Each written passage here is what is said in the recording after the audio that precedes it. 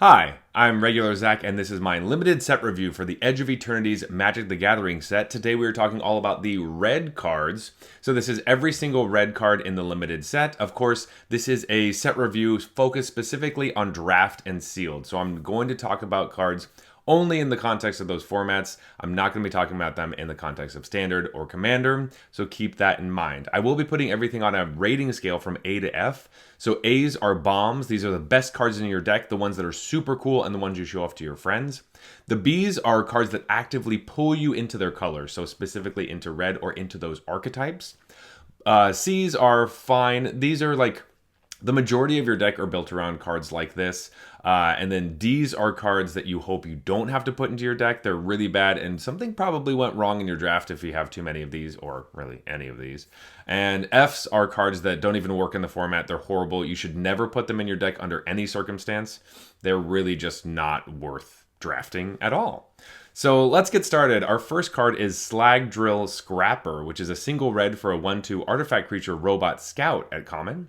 It has an activated ability. You can pay 2 and tap it, sacrifice another artifact or land, and you draw a card. Cool. This is a nice little cheap artifact for artifact decks. Having the added utility of being able to sacrifice stuff to draw cards will be really helpful later in the game. I really like the sacrificing lands part on this thing. There's a couple things I care about, either bringing things back, like lands from your graveyard. There's a possibility to do a couple of those things, as well as just having the utility of, I don't have any artifacts and I need to draw a card. Let's get rid of all these lands that I have. So yeah, this seems pretty good, but I don't think I'm going to rate it very highly. This is like a C level card. You could put this in your deck, but I'm not like jumping at putting this in my deck. Next up, we have Plasma Bolt. I like this card. Obviously, it's a single red for a sorcery at common. It says Plasma Bolt deals 2 damage to any target, and Void. If you had a non-land permanent leave the battlefield or a spell was warped this turn, you get to deal 3 damage instead. It is a sorcery speed shock, but it does hit any target, so this can go to their face. And in any deck that's warping a lot of cards, or post-combat you attack and then you get to deal 3 damage to something, this will be pretty good. This is probably going to fit around, C plus B minus. I'll probably be generous and give it a B minus. Like the sorcery part does hurt it a lot, but I do like the bolt potential of this card. It is obviously a plasma bolt, so it is a bolt. Anyway, B minus for the Plasma Bolt. Next up, we have Zookeeper Mechan, which is 1 and a red for a 1/3 artifact creature robot at common. It's a mana dork. It taps for red. Nice. I like that we're getting more of these. Red deserves a little bit of ramp. And then there is also an activated ability. 6 and a red. Target creature you control gets +4/+0 until end of turn. Activate only as a sorcery. Note that you don't have to tap to do the second part, so you can tap this for that. So really it only costs 6 mana to do that activated ability, which is still a lot of mana. It's very expensive. But a 2 mana 1/3 body that if you're having mana dorks that are 1/3s is really nice. They've been doing that a lot more in limited. So yeah, overall I think this is pretty good. I don't think we're too obsessed with getting this card. It could surprise me and go into like a C plus-ish range, but I'm going to give this like a C, trending C minus, depending on how rampy red wants to be. But it is an artifact, so that is something. So C for the Zookeeper. Next up, we have Ore Plate Pangolin, which is 1 in a green, 1 in a red for a 2/2 artifact creature robot Pangolin at common. It says whenever another artifact you control enters, you may pay 1. If you do, put a +1/+1 counter on this creature. Okay. Sure. This also seems like a C. Like, it's fine. Artifact, again, is relevant. You will probably want to have cheap ones, so having a 2 mana artifact is going to be helpful. And anytime you're playing a card that is less mana than you have, you can just put counters on this, which is a slight upside. I'm not obsessed with the ability. It's fine. It kind of wants you to play off curve, which I don't love. But yeah, okay. C for the Pangolin. Nothing super exciting so far. Next up, we have Melded Moxite, which is 1 in a red for an artifact at common.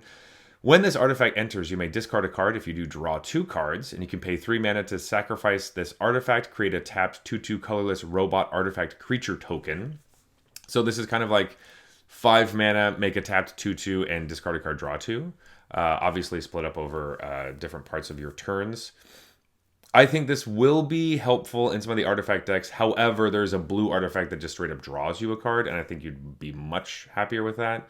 The upside of the 2/2 can be relevant, I think.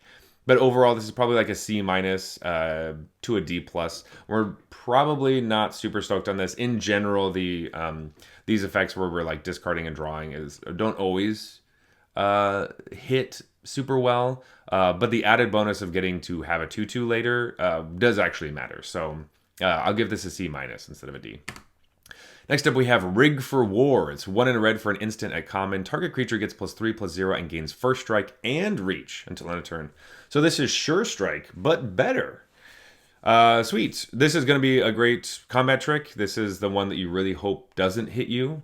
But you still don't have to prioritize this at all. I will play this card. I'll play one copy in most of my red decks. I like Sure Strike, and I like aggressive decks like that, so this card's great. And the added utility of it having defensive power is nice. I like seeing some of these defensive red cards, even if I'm only going to give this a C.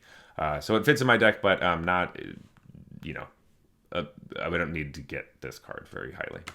Next up, we have Drill Too Deep, which is 1 in red for an instant at common. Choose one. Put 5 charge counters on target spacecraft or planet you control, or destroy target artifact.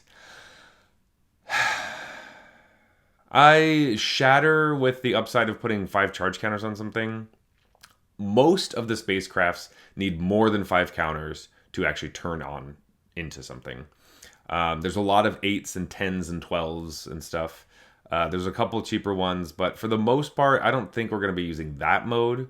It will be surprising if that ever pops up. And then there are artifacts in the set, obviously, but I don't know if we just want to play Shatter. So this, I'm going to give this a D+, with the caveat of it could be good at some point if the like artifact decks end up being the best ones, or if spacecrafts become way stronger than I am anticipating, because I'm thinking they're kind of crappy. But this kind of just says, hey, either play spacecrafts or kill spacecrafts, and I just don't think that that's going to be anything in the set. So this is a D level card. Next up, we have Frontline War Rager, which is 2 in a red for a 2/3 creature Kavu Soldier. At the beginning of your end step, if you control 2 or more tapped creatures, put a +1/+1 counter on this creature. Okay, sure. I'm gonna give this like a C minus. I'm not obsessed with it. The 2 tapped creatures thing, which is in red white, is interesting because a lot of times when you attack, your opponents will want to trade off with your creatures, and you won't have 2 tapped creatures, especially if this card is out.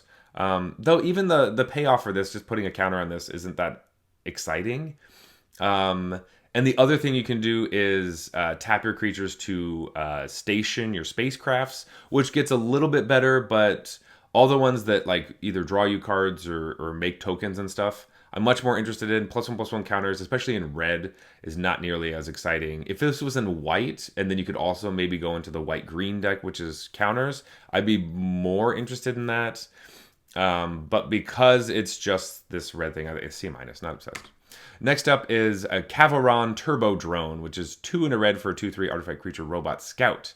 It has tap. Target creature you control gets +1/+1 and gains haste until end turn. Activate only as a sorcery. This card is a D to me. We get this ability on 2 mana creatures, and we already don't really want to play that in those cases.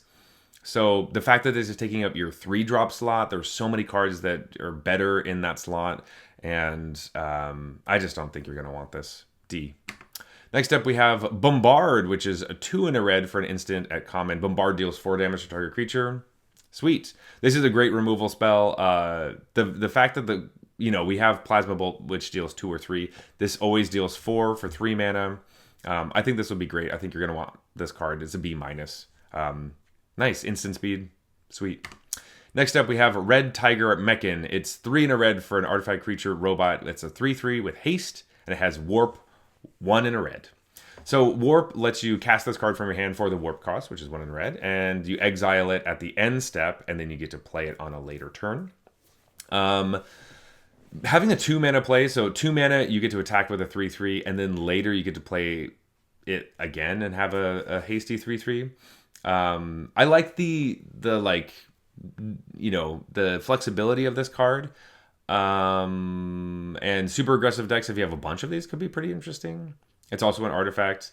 But I'm gonna give this like a C. I think this will be definitely playable, but not like upper tier anything. Next up, we have Cav Landseeker, which is 3 in a red for a 4/3 creature Kavu soldier. I guess it's Cav Landseeker. I don't know. Cav Landseeker, if that's how you pronounce it. It's a common. It has menace. It says whenever this creature enters, create a lander token. At the beginning of your end step on your next turn, sacrifice that token. So it's basically like turn 4, you play this, you get a lander. And then the following turn, you have to crack the lander or you lose it. This is a interesting design space where you only get to have landers for a little bit of time. But it is a creature that makes an artifact token, which is great. And landers are awesome. But it does kind of screw up your next turn unless you just don't want to use it at all, which I don't know why you wouldn't. Landers are pretty sweet. But still, this is like a C. I could see this being closer to a C plus just because you actually get a piece of cardboard with it. But I'm just going to give this a C. There's a lot of just kind of fine red creatures that I'm not super excited about in this. So I hope that there's something else to close out the comments here. Next up, we have Orbital Plunge, which is 3 in a red for a sorcery at common. Orbital Plunge deals 6 damage to her creature. If excess damage was dealt this way, create a lander token. Awesome. This is sweet. I think this is probably like a C+. 4 mana to deal 6 damage is a lot. 3 mana instant speed, deal 4. 4 mana sorcery speed, deal 6, and get a lander token. I think I like this. This seems great. C+ for Orbital Plunge. You can kill lots of stuff with 6 damage. Sorcery speed is a little bit of a bummer, but you get lands. I don't know. This seems great. C+. Next up, we have Kavaron Sky Warden, which is 5 in a red for a 4/5 creature Kavu soldier at common. It has reach. Also has Void. At the beginning of your end step, if a non-land permanent left the battlefield this turn or a spell was warped this turn, put a +1/+1 counter on this creature. This is kind of like the other one that we had, where, you know, it cared about 2 tapped creatures, you get counters. This one's more expensive, though the warping thing and the, you know, non-land permanents leaving your battlefield, it's a little bit easier to do. That will happen more often, like when you're jamming in and you're trading off. This incentivizes your opponents to not trade off with your creatures. So it would be interesting to have this and one of the ones that cares about the tapped creatures, where it's like, if you block my stuff, this gets a counter. If you don't block my stuff, this gets a counter. So that could be interesting. But overall, this is probably like a C-. The 5 mana 4/5 reach creature has not been fantastic, except for in one set, but that's because it drew you cards. This does not draw you cards. This could easily, I'm saying C-, but you know, I'm gonna give this like a D+. I'm not really obsessed with this. Some of these red creatures don't seem super exciting to me. And this is no exception. Nebula Dragon, 6 and a red for a 4/4 creature dragon at common. It has flying. It says when this creature enters, it deals 3 damage to any target. I know that the art is part of what's reminding me of this, but this card looks like it's from like the Champions of Kamigawa block, like OG Kamigawa, not just in the art, but the fact that it's a 7 mana 4/4. That is so overcosted. I know you get a lightning bolt when it comes into play, but then you're basically saying that you get a 6 mana 4/4. The fact that it's 7 hurts me. The body's so small. I'm sure that this could do some. No, this is a D. I don't like this card. No. Nebula Dragon, what are you doing here? You were made in like 2004. Next up, we have Kavaron Harrier, which is a single red for a 2/1 artifact creature robot soldier at uncommon. It says whenever this creature attacks, you may pay 2. If you do, create a 2/2 colorless robot artifact creature token tapped and attacking. Sacrifice that token at the beginning of the next end step. So we get this type of ability often in white, where you get to attack and pay mana to make a 1/1 or something like that. But this is a 2/2 tapped and attacking. And you don't have to spend red mana on it, which is actually pretty helpful. You don't get to keep the token forever, however. With that being said, I think this is probably like a C+. I'm interested in this card in our aggressive decks. It makes robots come into play, which is artifacts. Helps you with card advantage because you don't have to play out your 2 drops. You can just keep activating this thing if they don't kill it immediately. And yeah, pretty sweet. It doesn't have the same ability of like making your board bigger and bigger and bigger. You only will have the 1 token every turn. But still, C+ for the Caveron Harrier is pretty sweet. Next up, we have Full Bore. It's a single red for an instant at uncommon. Target creature you control gets +3/+2 until on a turn. If that creature was cast for its warp cost, it gains trample and haste until on a turn. Okay, so you warp something out for super cheap. You pay 1, you full bore it, and it comes in and smashes their face. Heck yeah, that seems super fun. Like, what an awesome, sweet thing to do. With that being said, how many times are you going to actually do that? It seems like something that would be really scary, and when my opponent does it, I'm going like, oh my god, that was brutal. Especially if on turn 4 they hit you with like the 3-mana 9/9 artifact and then full bore it, and you come in and you smash for like, they're hitting you for like 12. You're going to be like, okay, game's over, I guess. But I don't know if that's the most viable strategy. Though 1 mana for +3/+2 is big game. So this is a great combat trick. What do I really want to give this? I think I'll just give this like a C. I don't know. The thing with this is interesting is I don't know if I'd rather have Full Bore or the Rig for War, the Sure Strike thing. So I'd probably prefer First Strike most of the time over this extra Warp Trample Haste thing. But I don't know. I'm going to sit them both at like C's and we'll see. 1 mana is huge. That is a really big game. And getting 2 toughness in red is awesome. Next up, we have Remnant Elemental, which is 1 in red for an 0/4 creature elemental at uncommon. It has reach. Landfall. Whenever a land you control enters, this creature gets +2/+0 until end of turn. I don't think this is going to be good. I think this is probably going to be a D. If this had 1 power, I'd be much more interested. But having 0 power is so hard because even when you're blocking, it just always bounces off of stuff. You don't get to kill anything. You always have to have lands enter or it doesn't do anything. There's the idea, like the magical Christmas land of you play your land, you crack a couple lander tokens, you play the card that like makes you sacrifice a lander or a land, and you get more lands, and it gets huge, but it doesn't have trample. It just have reach. And reach on a card that has landfall as its only way of getting power is kind of brutal. I don't like this. D for the elemental. No, this is going to be like your push in most packs, I think. Next up, we have Terra Pact Intimidator. It's 1 in a red for a 2/1 creature Kavu Scout at uncommon. When this creature enters, target opponent may have you create 2 lander tokens. If they don't, put 2+1/+1 counters on this creature. So this comes down on turn 2, and you're like, hey, do you want to give me 2 landers? Which are basically like, that's like a full card. You're like, I'm going to ramp twice. What are you going to do about it? And they're like, well, I don't want you to ramp, so how about you have a 4/3 on turn 2? Hell yeah, this card's awesome. This is like a B-. Like, I want to be playing this on turn 2 so often. I'm happy with whatever happens. If you give me the cards, I'm happy. If you give me a 4/3, I'm happy. This card's sick. Really awesome. Next up, we have Invasive Maneuvers, which is 1 in red for an instant at uncommon. Invasive Maneuvers deals 3 damage to target creature. It deals 5 damage instead if you control a spacecraft. Okay, so this is one of the reasons why I would want to have a spacecraft. 2 mana, instant speed, 5 damage to something. That is nuts. That's a B-level card.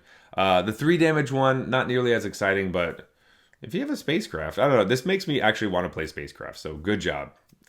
This might be the first card that I'm like, oh, spacecrafts. I can deal 5 damage for 2. So yeah, I like this card. B for the Invasive Maneuvers.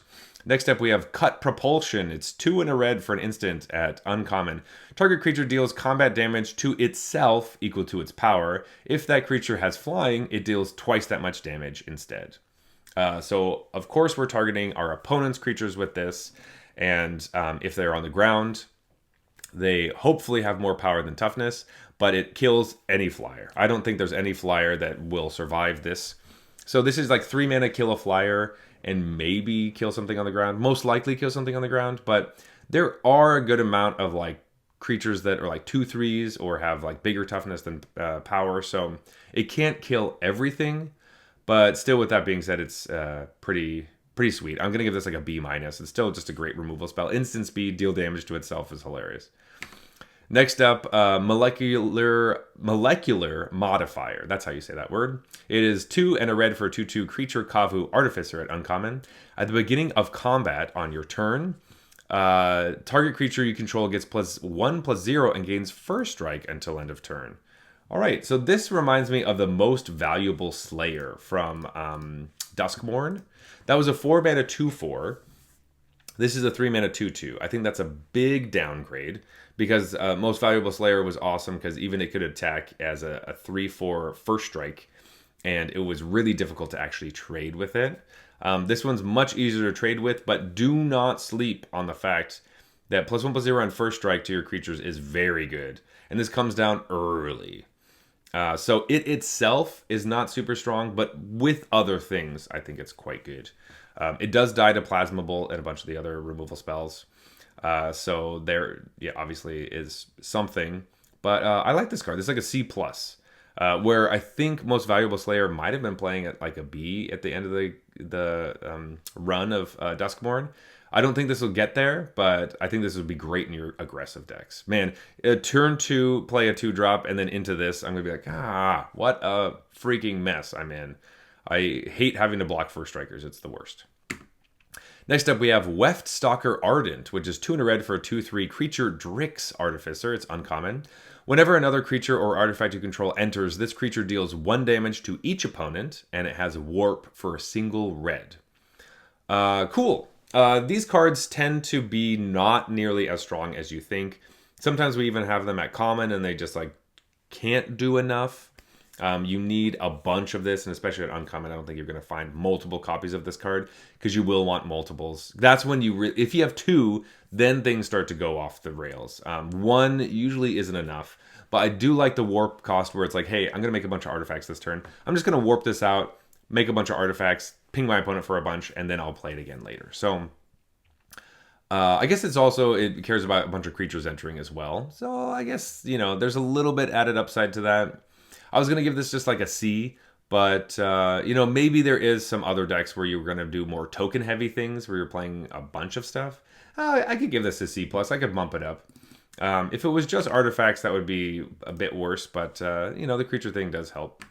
Next up, we have Litho Breaking, which is 2 and a red for an instant at uncommon. Create a lander token, then you may sacrifice an artifact. When you do, Litho Breaking deals 2 damage to each creature. This is like a C-. Oftentimes, this 3-mana deal 2 to everything is not super playable. It could even be like a D. But I think there will be times where you do want to play it. It does kill all the tokens in the set, where there's a bunch of 2/2s and 1/1s. So that will be helpful. The last set we had Fire Magic, which was amazing because it could cost 1 mana to deal 1 to everything, or 3 mana to deal 2 to everything. Instant speed wipe, though, that actually is important. So that keeps it out of the D range. Being an instant speed deal 2 to everything, you could set up some blocks that could be favorable for you to kill things that are higher than 2 toughness. So, yeah. But still like a C-. I'm not... I don't... It looks exciting, but I don't think it's as exciting as we think. Next up is Systems Overdrive. It's 2 and a red for a sorcery at uncommon. Gain control of target artifact or creature until end of turn. Untap that permanent and gains haste until end of turn. If it's a spacecraft, put 10 charge counters on it. If you do, remove 10 charge counters from it at the beginning of the next end step. This is our active treason for the set. I will say that the added little caveat of gaining control of an artifact is kind of fun. Being able to put all the charge counters on it seems kind of fun. So you steal someone's station and attack them with it. So that could be a huge creature. But most of the time, the strength from these cards is that you have to sacrifice the thing at the end step. And so this is probably playable in red-black. As long as you have some like free sack outlets. So there are a couple. It could be playable. I'm going to give this like a D+, though. I'm not... The active treason sacrifice deck type of thing comes together a lot more when the active treason effect is at common. This is at uncommon, which makes me feel like it's not going to be part of the deck, and you won't see it very often, and I just don't think it's going to be good enough. I think every once in a while it'll sneak into your deck, but for almost every deck that's not black, don't play this card. And the Rakdos decks you can, but it's probably going to perform at a C. If you had more of these, it would be different. You could build a whole deck around it. But because you can't, that's why it's a D. Next up, we have Ruinous Rampage. 1 red for a sorcery at uncommon. Choose one. Ruinous Rampage deals 3 damage to each opponent, or exile all artifacts with mana value 3 or less. This is a D. This card looks like it's just sideboard tech. 3 mana to deal 3 damage to your opponent. Right? That's only good if it's the last 3 damage that they have, or the last 3 life. And exile all artifacts with mana value 3 or less. I guess it's a sideboard something. If you happen to go against like artifact decks, but you're in red and there's a bunch of artifacts that you care about too, probably. So this looks like a sideboard for constructed, and I don't want to play this in draft. Next up, we have Roving Actuator, which is 3 in a red for a 3/4 artifact creature robot at uncommon. It has Void. When this creature enters, if a non-land permanent left the battlefield this turn, or a spell was warped this turn, exile up to 1 target instant or sorcery card with mana value 2 or less from your graveyard. Copy it. You may cast the copy without paying its mana cost. Okay, there are a bunch of hoops we have to jump through. If you have a lot of instants and sorceries that cost 2 or less, this will obviously do something, but you have to have warp something or get something to die. I'm going to give this like a C-, just because I see the potential. I see the strength. You do get to draw, play a whole card off of this, but there's so much setup that has to go into it. I think we're not super happy about it, but I don't think it's unplayable or like you're begrudgingly playable. I don't think you're upset by playing this card, but I don't think it's amazing. Next up, we have Memorial Team Leader is 3 and a red for a 4/3 creature Kavu Soldier at uncommon. During your turn, other creatures you control get +1/+0, and it has Warp for 1 and a red. So this one definitely feels like it has that the Warp is actually like a sorcery thing. It's a Goblin War Drums, I think is what one of the cards that does this effect is. But on a 4/3 body. It does say other creatures, so in your mind, sometimes I'm going to have to remember that this is like a 4 mana 3/3 that attacks as a 4/3, but also blocks as a 4/3, because I will often forget and be like, oh, it attacks as a 5/3. No, it doesn't. It doesn't. But the warp on this is pretty great. I think your aggressive decks are going to love this card. Having a ton of 2-drops and 3-drops, and then your 4-drop could also be played for 2 in conjunction with another 2-drop. That seems pretty sweet. You know what? I'm gonna give this like... I was giving this like C+. Yeah, no, I wanted to go higher than that. I know, you know what? I'm going to give this like a B-. The flexibility of the warp is going to be fantastic with this card. And I think it's going to be pretty brutal. Not to mention if you get multiples, that'll be crazy. Next up, you have Vault Guard Trooper, which is 5 and a red for a 5/5 creature Kavu Soldier at uncommon. At the beginning of your end step, if you control 2 or more tapped creatures, you may discard your hand. If you do, draw 2 cards. So a 5 mana 5/5 that lets you discard your hand and draw cards. Late enough in the game that you will actually want this effect, obviously, but you have to have the tapped creatures, which I feel like is going to be so hard to do unless you're already winning. So in that case, you do plow through and smash them. You do get to draw cards, and it's a great payoff for actually doing this effect. So I will give this a C+, but it is expensive, and yeah. But C+ for the Vault Guard Trooper. If it stations really well. If 5 mana to station something is awesome. So being able to do that and then draw a bunch of cards would be great when your station thing is up and running. So that's cool. Next up, we have Debris Field Crusher, which is 4 and a red for an artifact spacecraft at uncommon. When this spacecraft enters, it deals 3 damage to any target. 5 mana Bolt. Who's interested? It also has station. You can tap another creature you control, put a charge counter equal to its power on the spacecraft. This you can only station as a sorcery, and this becomes an artifact creature if you have stationed with creatures with power 8 or more over whatever amount of turns. It's a flying 1/5, and you can pay 1 in red. This spacecraft gets +2/+0 until end turn, so super fire breathing.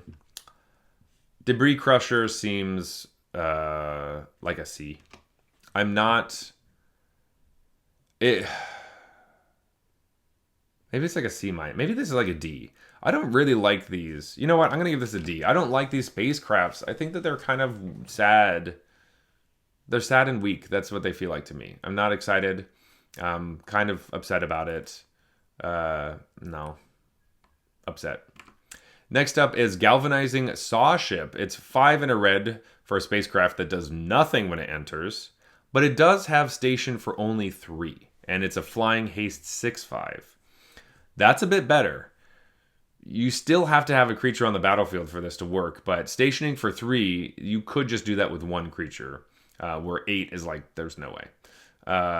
So yeah, I like that a bit better. I'm going to give this a C- because of that, but still a spacecraft, so not obsessed with these. I don't really like the spacecraft very much. Next up, we have Territorial Bruuntar, which is 4 red for a 6/6 creature beast at uncommon. It has reach.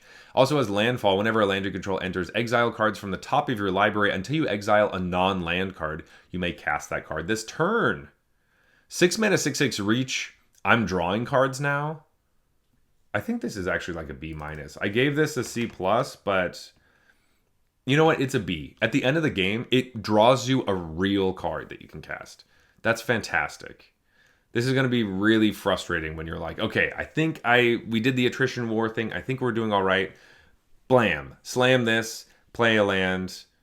Well, you probably won't want to play the land the turn that you play this card, but the next turn you play a land, bam. You're just drawing a real card. A real card. And by that point, you will have all the mana that you need to cast it. This card seems sweet. All right, moving on to the rares. We have Rust Harvester, which is a single red for a 1/1 artifact creature robot at rare. It has Menace, and you can pay 2 and tap it, exile an artifact card from your graveyard, put a +1/+1 counter on this creature, then it deals damage equal to its power to any target. Very interesting card. This is pretty cool. So it's like the red-black deck wants to be sacrificing artifacts and creatures to do stuff, and this cares about getting rid of them from your graveyard. And so I think this does like slot into that deck, but it is one level above the rest of it. It's a nice payoff though, because if you play this on turn 1 or just have it, like it's kind of easily you get to play it. It does die to a lot of stuff, but does your opponent really want to waste that removal on it until it starts actually going? I'm not sure. I think this could be like a B level card where it is actually dealing a lot of damage, but there is a lot of setup and it is kind of slow. And it's a payoff for something that you were already being paid off for. So it's like playing artifacts is one thing, then sacrificing it. That's like the 2 pieces that you need for Rakdos. And then this goes a step further, which is like after you've done all that, then you get more stuff. And then you can close out the game maybe. Now I'm kind of talking myself into like a C+, maybe. Yeah, I think it might be a little too far down the rabbit hole to be amazing. But the fact that you could do it on your opponent's turn, you can only get rid of artifacts from your graveyard. So that is another thing. I'm going to give this like a C+. It is pretty slow. Yeah, okay. I talked myself out of it a little bit. Next up, we have Weapons Manufacturing, which is 1 in red for an enchantment at rare. Whenever a non-token creature you control enters, create a colorless artifact token named Munitions with, when this token leaves the battlefield, it deals 2 damage to any target. All right. Cool. On its own, it only does one thing, which is make more artifacts. It's a do-nothing enchantment that needs more artifacts to enter to make more tokens. However, the tokens have to be sacrificed with another card. So that's pretty frustrating. Another like red-black card that is just like gives you a little boost when you're playing it, but I think ultimately this is probably like a D. The munitions could be really scary at some point, but I think in the right deck, if you have enough sack outlets, then it goes up to like a B level card. But if you just have all these artifacts like sitting around and you can't sacrifice them and they're just there, it'll be bad, like really bad. So I'm gonna give this like a D. I think we should probably stay away from this card, and then maybe it could be interesting, but yeah, probably terrible. Next up, we have Possibility Technician, which is 2 in a red for a 3/3 creature Kavu Artificer at rare. Whenever this creature or another Kavu you control enters, exile the top card of your library. For as long as that card remains exiled, you may play it if you control a Kavu, and it has Warp for 1 in a red. Cool. This card seems pretty sweet. 2 mana, you get to just like impulse draw something, and then so like turn 2 you could do this, turn 3, because you exile the card, but it doesn't leave. Like you get to store it for a while, right? It's not the kind of impulse draw where it's like, oh, it's just gone, and then like you have to play it right now. So I guess maybe impulse draw is the wrong way to say this. But on turn 2, you could just play this and get something out.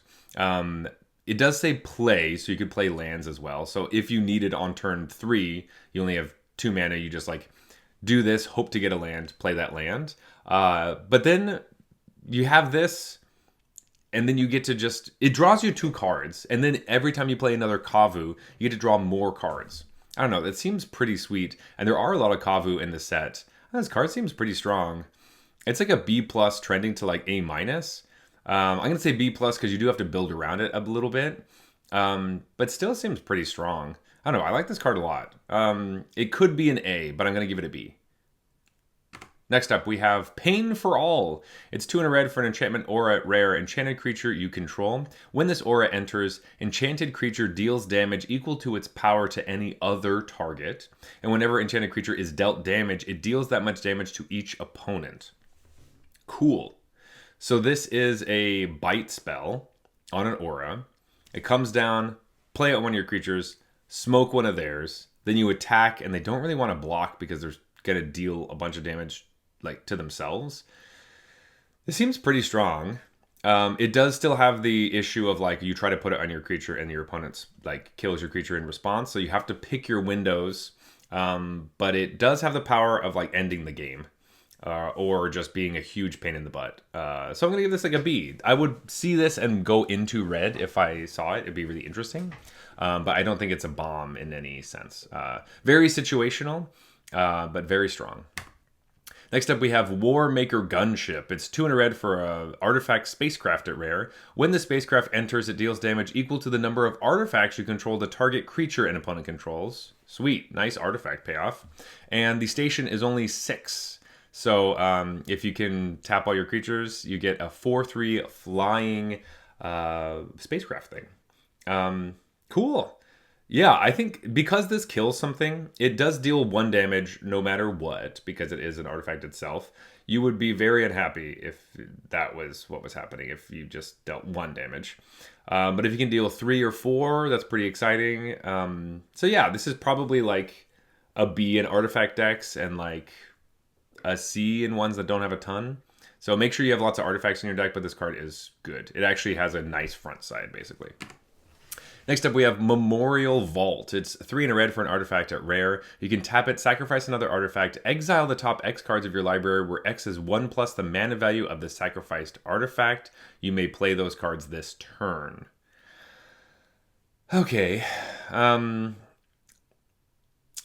4 mana, sacrifice the thing, draw cards. Okay. It does let you... I don't know if it's too expensive. It just feels so clunky, chunky. C minus. It does draw you cards, but it is expensive to play, and then you have to have artifacts to sacrifice, and ideally they're artifacts that have mana value. You could sacrifice your land or tokens and stuff, but you only get to look at the top 1 card, which is probably fine. But do we want to spend 4 mana to do this? You do get to do it over and over again, but... I could play this card. I would not be embarrassed to play it, but probably a C minus, like really on the edge. Next up, this card I am definitely not embarrassed to play. Nova Hellkite, 3 red for a 4/5 creature dragon at rare. It has flying and haste, and when this creature enters, it deals 1 damage to target creature an opponent controls, and you can warp it for 2 and a red. Sweet. This is awesome. Really excited for this card. 3 mana, you get a 4/5 hasty dragon, smash them in the face, deal 1 damage, and kill any of their like X ones. And then at 5, you get to just play it, do it again. This card's awesome. This is like an A. Definitely an A. This card's sweet. What more can you ask for? Hasty dragon, really good. Next up, we have Terminal Velocity, which is 4 red for a sorcery at rare. You may put an artifact or creature card from your hand onto the battlefield. That permanent gains haste. When this permanent leaves the battlefield, it deals damage equal to its mana value to each creature, and at the beginning of your end step, sacrifice this permanent. Wow, okay. So this lets you cheat something into play and then wipe the board. So you can play like whatever creature you want from your hand. Hopefully by the time you play this card, you actually have something in your hand. So that's the one thing that like you do need another card with this. It doesn't do anything by itself. But it does remind me of a lot of those like red board wipes where it's like pick a creature and then that creature deals damage to everybody. This is like pick a creature in your hand and do the same thing. You could also use your spacecrafts. So if you have expensive spacecrafts you don't want to play, you play Terminal Velocity, and then that spacecraft basically just crashes into the planet and then blows up a bunch of people. So board wipes, always something I'm looking at. There's actually quite a few in this set. So this card seems pretty sweet. You could also do the thing where you only play a creature that has a certain mana value that won't kill all of your other creatures and most of your opponent's stuff. And you get to play an attack if they do block and kill it. It still has the ability that like when it dies, it deals all the damage. So I don't know. This card seems sweet, like an A-. You need another card with it, but it's just a creature and you need creatures in your deck anyway. And it's like a fight the whole board card, which is good. All right, moving on to the Mythics. I have Devastating Onslaught, which is XX and a red for a sorcery at Mythic. Create X tokens that are copies of target artifact or creature you control. Those tokens gain haste until end of turn. Sacrifice them at the beginning of the next end step. This card seems pretty sweet. 3 mana you get 1, 5 mana you get 2, 7 mana you get 3, so on and so forth. Pretty cool. Pretty nice. There is still the issue where you try to target one of your creatures and they kill your creature in response. So targeting your tokens could be good, but is it really? And